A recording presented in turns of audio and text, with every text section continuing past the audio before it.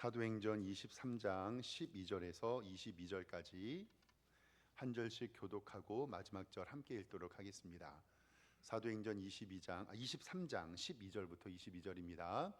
날이 새매 유대인들이 당을 지어 맹세하되 바울을 죽이기 전에는 먹지도 아니하고 마시지도 아니하겠다 하고, 대제사장들과 장로들에게 가서 말하되 우리가 바울을 죽이기 전에는 아무것도 먹지 않기로 굳게 맹세하였으니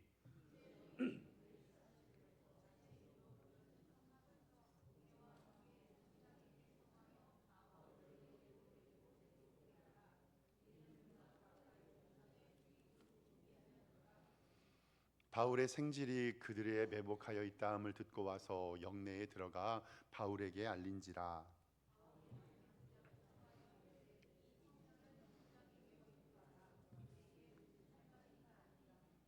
천부장애로 데리고 가서 이르되 죄수 바울이 나를 불러 이 청년이 당신께 할 말이 있다 하여 데리고 가기를 청하더이다 하매,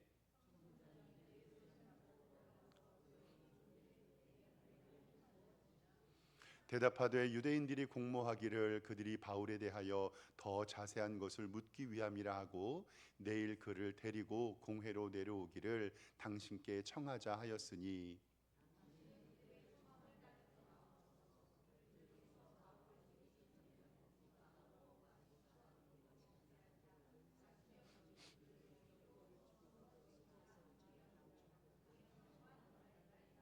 함께 읽겠습니다. 이에 천부장이 청년을 보내며 경계하되 이 일을 내게 알렸다고 아무에게도 이르지 말라 하고. 아멘. 주보에 있는 대로 우리 오른손 높이 들고 믿음의 고백 선포하겠습니다. 나는 천지를 지으신 여호와께 복을 받는 자입니다. 아멘. 천지를 지으신 여호와께 복을 받는 우리 성도님들과 교회 되기를 주님의 이름으로 축원합니다. 옆에 있는 성도님들과 인사 한번 하겠습니다. 좌우 돌아보시면서 주님의 이름으로 사랑합니다 인사할까요? 네, 주님의 이름으로 사랑합니다. 하나님께서 오늘도 우리에게 은혜 베풀어 주실 줄 믿습니다. 공회 앞에 선 사도 바울은 설교할 기회를 얻었습니다. 이것도 하나님의 은혜였지요. 그런데 유대인들이 사도 바울을 죽이겠다고 달려듭니다. 그때 사도 바울의 설교는 우리들로 하여금 회칠한 무덤을 경계하라, 회칠한 벽에 대하여 설교를 했습니다. 그리고 바리새인들과 사두개인의 논쟁을 불러일으켜서 그곳에서 위기를 헤쳐나갈 수 있었습니다. 뱀처럼 지혜롭고 비둘기같이 순결한 믿음을 우리에게 알려주었습니다. 그리고 마지막 때에 고난의 밤에 주님은 찾아오셨습니다. 지난주 말씀 22장 30절 말씀을 보면요, 30절에 이렇게 기록되어 있습니다. 11절이네요. 죄송합니다. 23장 11절 말씀에 보면 그날 밤에 주께서 바울 곁에 서서 이르되 담대하라, 내가 예루살렘에서 나의 일을 증언한 것 같이 로마에서도 증언하여 하리라 하시니라 라는 말씀을 통해서 그의 생명을 이기게 하시고 이제 고난의 밤에 주님은 위로해 주셨습니다. 바리새인들과 사구관들의 다툼으로 번져진 공회 앞의 설교, 큰 분쟁이 생기니 사도 바울을 영내 안으로 끌고 들어갑니다. 사도 바울은 총부장의 영내, 즉 관공서 건물 안으로 들어가게 되고 거기서 하룻밤을 지나게 됩니다. 오늘 말씀 12절에 보면 이렇게 기록이 되어 있습니다. 날이 새매 유대인들이 당을 지어 맹세하되 바울을 죽이기 전에는 먹지도 아니하고 마시지도 아니하겠다. 오늘 말씀은요, 간단하게 좀 두 가지만 살펴보기를 원하는데요. 첫 번째 알 것은 뭐냐면, 사랑하는 우리 성도 여러분, 없어질 것에 목숨 걸지 마시고 영원한 것에 목숨 거시기를 주님의 이름으로 축원합니다. 오늘 말씀에 보면은요, 바울을 죽이겠다고 모인 사람이 40명이 넘었습니다. 오늘 말씀 13절에 보면요, 이 같이 동맹한 자가 40여 명이었더라. 즉 다시 12절 보면 날이 새매 유다인들이 당을 지어 맹세하되 바울을 죽이기 전에는 먹지도 아니하고 마시지도 아니하겠다 하고 이같이 동맹한 자가 40여 명이었더라. 아멘. 이게 진짜 목숨 걸 일인지 잘 모르겠습니다. 사도 바울을 죽이겠다고. 말씀을 준비하면서 정말로 우리는 어떤 일에 목숨을 걸어야 할까 고민이 좀 해보았습니다. 정말 우리는 악에 대해서가 아니라 선한 일에 대해서 하나님의 영광을 위하여 목숨을 거둬야 되는데, 세상에는 자신의 목숨을 아무렇게나 거는 사람이 있더라고요. 그래서 목숨 거는 신앙 이렇게 하면서 좀 영상이나 자료를 좀 찾아봤는데, 잠깐 화면 좀 보여주시겠습니까? 얼마 전에요, 미국에서 캘리포니아 지역에서 엄청난 허리케인이 있었잖아요. 한 5일 전으로 기억하는데, 어떤 청년이 조회수의 목숨을 걸어서요, 1만 명 이상의 실시간 시청자가 오면 자기가 허리케인 앞에서 맞서겠다. 그래서 저 청년이 6만 명이나 되는 실시간 시청자를 얻게 되고, 거기서 다행히 죽지는 않았는데 저렇게 목숨을 걸더라고요. 저게 끝난 다음에 이 기자들이 가서 인터뷰를 하니까 뭐라 그러냐면, 사람들이 나에게 돈을 준다면 물속에라도 뛰어들겠다라고 얘기를 하더라고요. 다음 사진 한번 보실까요? 아니, 또 이러신 분들도 있더라고요. 저는 이게 인생샷인지 모르겠는데, 이게 통계적으로 전 세계에요, 목숨 건 인생샷 셀카 찍다가 14년 동안 400명이 사망했대요. 저는 제가 좀 저기 산에 올라가 가지고요, 저 절벽에 저러고서 사진 찍으면 뭐가 좀 달라지나요? 저렇게 사사로이 목숨을 걸 이유가 없는데. 또 다음 사진 한번 보내주실까요? 저는 이 사진을 보고 기겁하는 줄 알았어요. 아이고, 저기 꾸불꾸불거리는 저 도로 있잖아요. 저기에서 인생 사진을 찍겠다고 저 애를요, 저기가 어디냐면 도로가 있는 절벽 밑에예요. 저 미친 아빠 아닙니까? 제가 저거 혹시 장난치는 건 줄 알고 저 영상을 찾아봤는데요, 와, 진짜 저런 미친 아빠가 있어요. 진짜 인증사직이 뭐길래 저런 거에 목숨을 걸까? 다음 사진 한번 보실까요? 전 이해가 안 돼요. 아니, 저 성신탑 위에 올라가고 왜 저러고 있어요? 성도 여러분, 저거 멋있나요? 와, 저는 내 애들이 저러면요, 저는요 다리 몽둥이 부러뜨려 갖고 집에다가 꽁꽁 묶어 놓을 것 같은데. 마지막 사진 하나 더. 아, 이해가 안 돼요. 진짜 목숨을 저런 것에 거는 사람이 있고, 저거 올려놓으면 사람들이 좋아요 눌러주는데, 사랑하는 성도 여러분, 이런 하찮은 것에 목숨 걸지 마십시오. 정말 영원한 하나님 나라에 목숨 거는 여러분들과 제가 되기를 소망합니다. 제가 이해를 못하는 건지 아니면 제가 요즘에 유행을 못 쫓아가는 건지, 저는 보여드린 이 사진이 이해가 안 돼요. 내 몸에. 그런데 오늘 사도 바울의 대적자들이, 오늘 다시 성경 14절 말씀 보겠습니다. 14절 말씀 보면, 대제사장들과 장로들에게 가서 말하되 우리가 바울을 죽이기 전에는 아무것도 먹지 않기로 굳게 맹세하였으니 라고 성경에 기록되어 있어요. 그러니까 유대인들은 헛된 종교적 욕심 때문에 내가 저 바울을 죽이기 전에는 먹지도 않겠다, 이 말은 뭐냐면 내 목숨을 걸겠다는 말이거든요. 우리 성도 여러분, 혹시 어떤 일에 목숨 걸어 보신 적 있으십니까? 영화나 TV 드라마 이런 곳에 보면 자기의 자녀를 위해서, 나라와 국가를 위해서 우리 독립운동 하셨던 분들, 그러한 큰 일에 목숨 거시는 분들에 대하여서 많이 조명이 되지요. 특히 군대 이야기나 애국하는 이야기를 보면 나라와 민족을 위해서 목숨 바치신 분들의 숭고한 희생에는 너무나도 감사드립니다. 저는 목사니까 성경 속에서 목숨을 건 위인들을 찾아볼 때, 설교 준비하면서 나라를 위해 그리고 민족을 위해 하나님의 영광을 위해 목숨을 내놓은 성도 한 명이 생각났는데, 바로 여러분들이 잘 아는 구약 성경의 에스더라는 인물입니다. 에스더는요, 바벨론 포로를 잡혀가서 그 중에 살았던 사람들이 이제는 바벨론의 포로가 되어서 그곳에서 정착하고 삽니다. 그때 유대인 출신이었던 에스더가 왕후, 즉 왕의 비가 되고요. 그런데 그곳에서 자신이 유대인인 것을 비밀리에 그냥 살아갑니다. 그런데 그곳에서 악한 신하들이요, 유대인들을 모두 죽이려는 계획을 가지게 됩니다. 그때 에스더의 사촌이었던 모르드게라는 사람이 있는데, 이 모르드게가 하만에게 인사를 안 한 거예요. 그러니까 이 하만이 열받아 갖고 내가 저 유대인과 모든 백성을 죽이겠다라고 계획을 세웁니다. 근데 이때 모르드게가 답답하니까 에스더를 찾아가요. 그런데 이 왕은 에스더가 유대인을 모릅니다. 그리고 나서 에스더에게 얘기하죠. 에스더야, 우리를 좀 도와달라. 너가 아니면 우리 민족이 모두 다 말살당할 수 있다.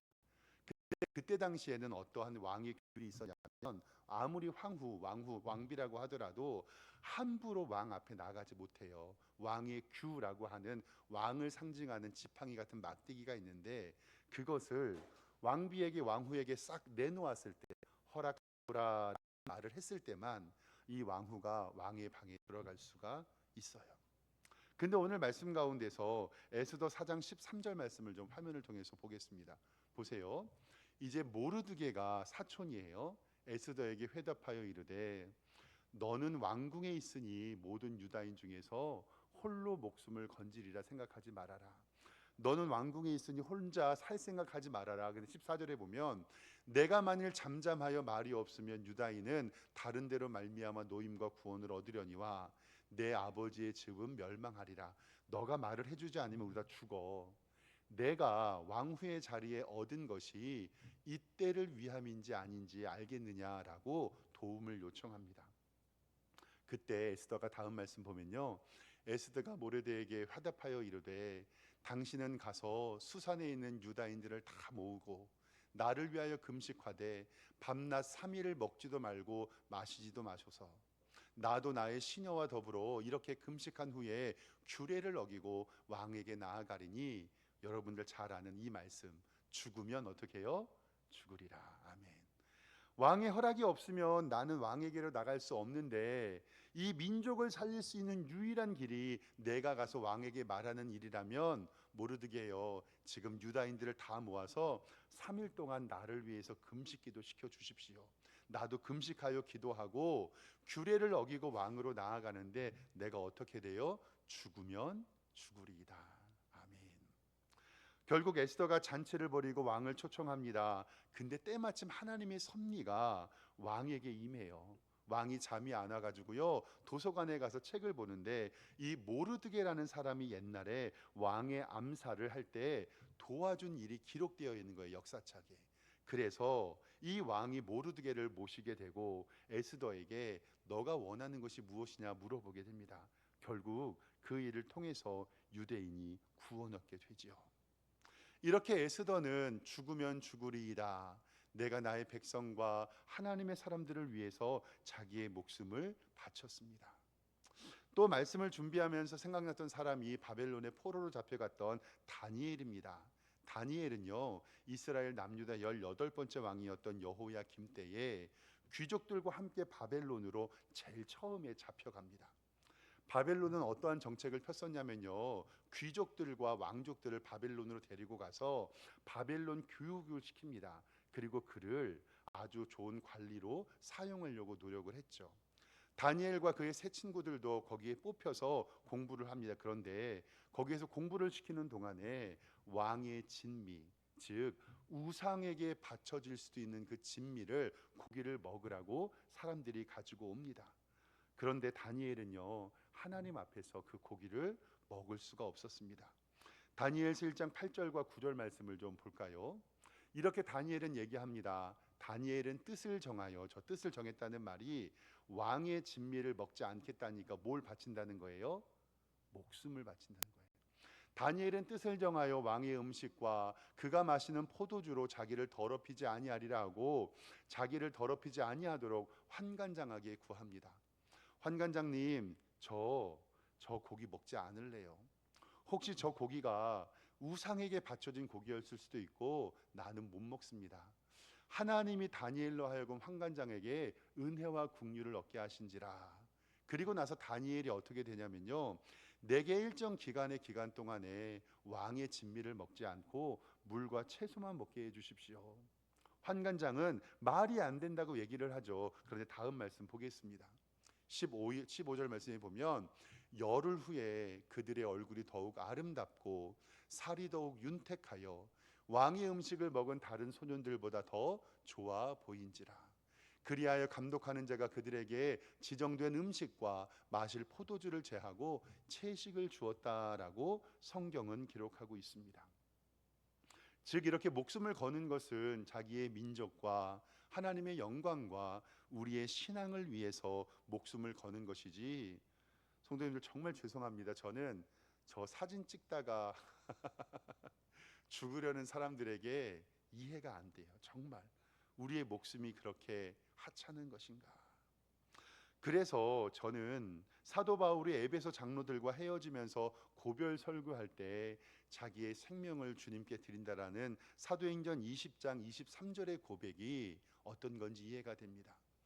오직 성령이 각 성에서 내게 증언하여 결박과 환난이 나를 기다린다 하시나 내가 달려갈 길과 주 예수께 받은 사명 곧 하나님의 은혜의 복음을 증언하는 일을 마치려 하면은 나의 생명조차 조금도 귀한 것으로 여기지 아니하노라. 아멘.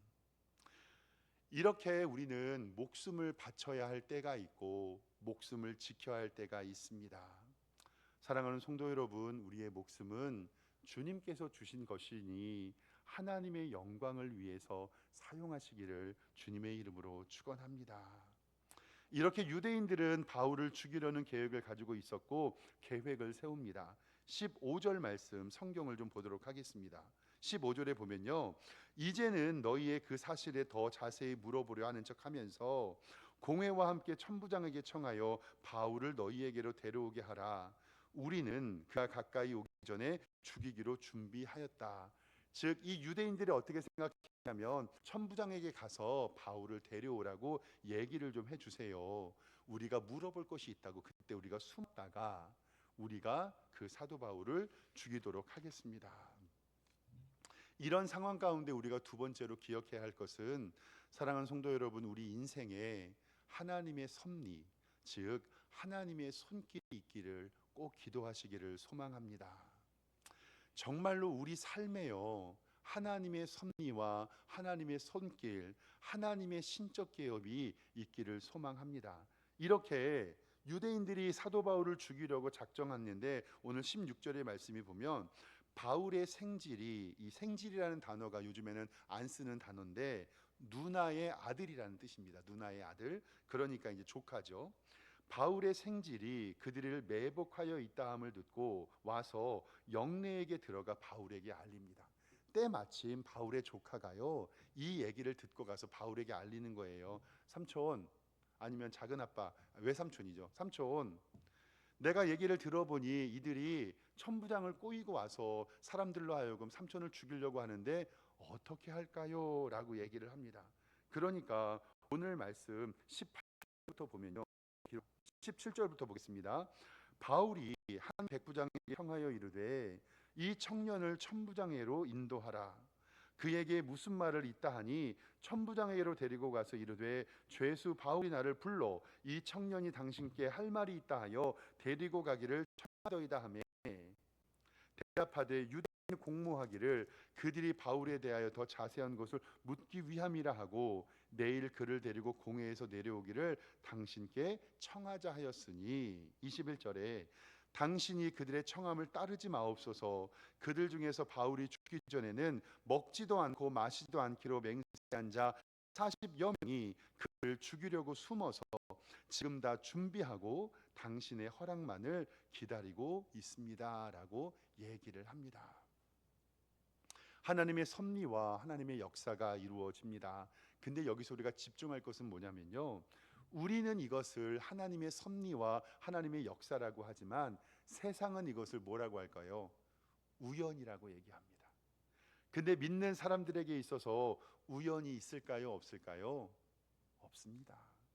그 우연조차 하나님의 역사와 하나님의 뜻 가운데 우리에게 이루어주는 것을 믿습니다.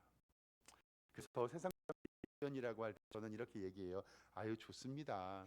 우연이라고 하더라도요, 기도하면요 우연이 잘 일어납니다. 기도하면 하나님의 섭리와 하나님의 손길이 우리의 삶에 있기를 주님의 이름으로 축원합니다. 직장 생활하고 가정 생활하고 특별히 우리 학생들 학교에서 공부하고 어떤 새로운 비전을 놓고 기도할 때 여러분들의 삶에 이러한 하나님의 섭리와 하나님의 손길이 넘치기를 주님의 이름으로 축원합니다.